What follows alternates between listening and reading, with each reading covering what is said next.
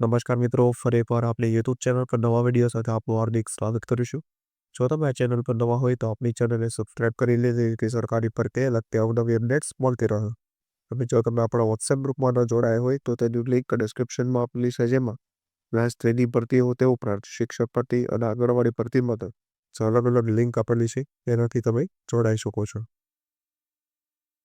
તો મિત્રો આજના વિડીયોમાં જે પ્રાથમિક, માધ્યમિક તે ઉપરાંત બાલવાટિકા વિભાગની અંદર જે શિક્ષક ભરતી આવેલી છે, જેમાં વોટ્સએપ દ્વારા અથવા તો ઈમેલ આઈડી દ્વારા અરજી કરવાની રહેશે.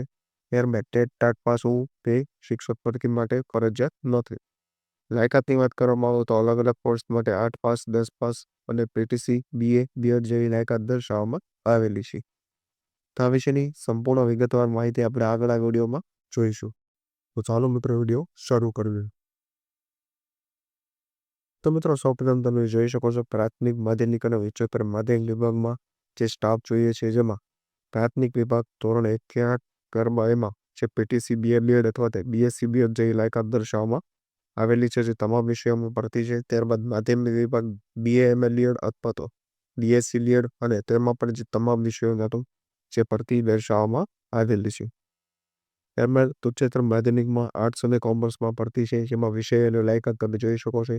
કોમ્પ્યુટર શિક્ષક માટે જે પીજીડીસીએ અથવા તો બીસીએ જેવી લાયકાત દર્શાવેલી છે. ત્યારબાદ ડ્રાઈવર માટે 10 પાસ લાયકાત અને જે પટ્ટાવાળા અથવા સફાઈ કામદાર માટે જે 8 પાસ લાયકાત દર્શાવવામાં આવેલી છે.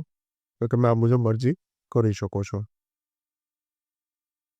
ત્યારબાદ જે અન્ય સૂચનાઓ મેળવવામાં આવે તો જાહેરાત પ્રસિદ્ધ થઈથી 10 દિવસમાં એટલે કે 27 માર્ચ સુધીમાં જે નીચેના સરનામે લાયક ઉમેદવારે રૂબરૂ અથવા જે ઈમેલ આઈડી અથવા જે આ નંબર આપેલો છે તેના પર અરજીની પીડીએફ વોટ્સએપ કરવી, એટલે કે ઓનલાઈન અથવા તો ઓફલાઈન અરજી કરી શકો છો.